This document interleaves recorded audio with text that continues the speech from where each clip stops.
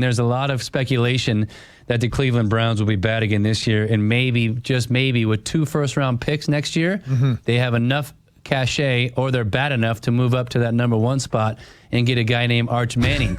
But Jimmy Haslam, the owner of the Cleveland Browns, says, I don't know if that's a thing. You get paid by how many hits you get, okay? And I think if you know the Manning family, I would bet that, and I don't know Arch at all, okay?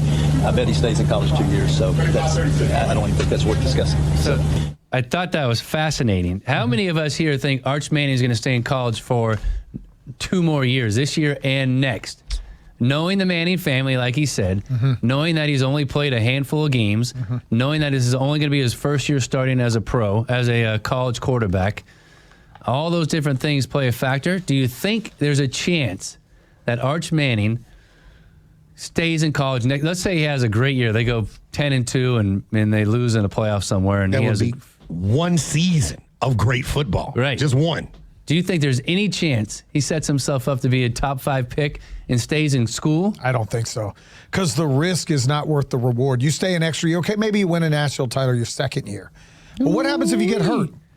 I mean, you can't keep living life like what if happens if you get hurt. You can't do it. What if he When loses there's hundreds of millions of dollars on the line? The hell you can't. What if he loses to the big teams? What if he loses the big games and he's not as dominant as a lot of people are projecting him to be? He's just okay. He might look like he needs another year. So, Johnny, there's not hundreds of millions of dollars on the line because your rookie contract is capped. So I get you got to that, be but good it's in the NFL before you make hundreds of millions of dollars. I don't know. Trevor Lawrence has been pretty mediocre and got a $200 million contract.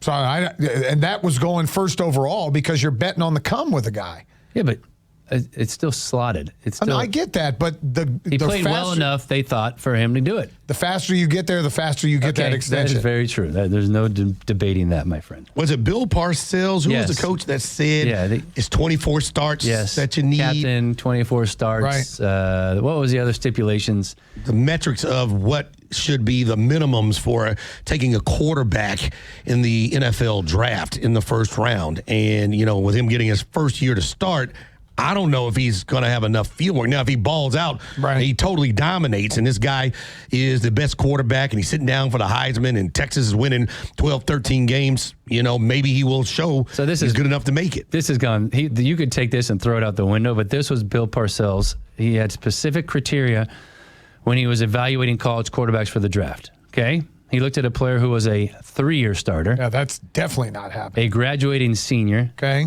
A winner with at least 23 wins out of 30 or more starts. Okay. They also needed a 2-to-1 touchdown to interception ratio and a completion percentage of at least 60%. Okay, so he would have loved Carson Beck. Yeah. That's the type of guy he's looking for. He might be the first quarterback off the board next year. He may have hesitated on Stetson Bennett just because of the graduating senior thing. But outside of that, he was okay.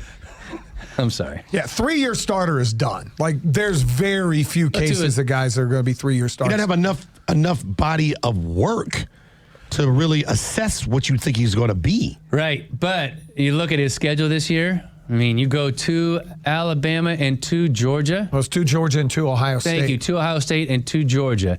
Now, if you show that you can play football against those teams. Right, on the road. You can throw this right out the window. Now, I think what he was saying about the Manning family, Peyton stayed through his senior year, Eli stayed through his senior year. They're not a family that's hurting for money. You know, obviously with the depth of NFL experience that's been in that family, they know how to navigate for Arch what's going to be best for him. I think if you really look at what he's done at Texas, the fact that he didn't jump ship the first time he didn't get the starting job, basically sat for 2 years to learn the game.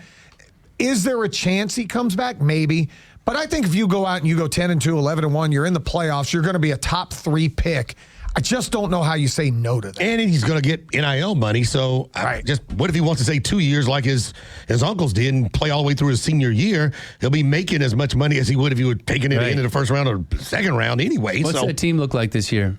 Texas, high big-time recruits. Yeah, they're everybody's darling to be the national champions. And a lot of it has to do with Arch. Right, well, he's got a shot. To do with the running backs and offensive line and those wideouts they got out there, too.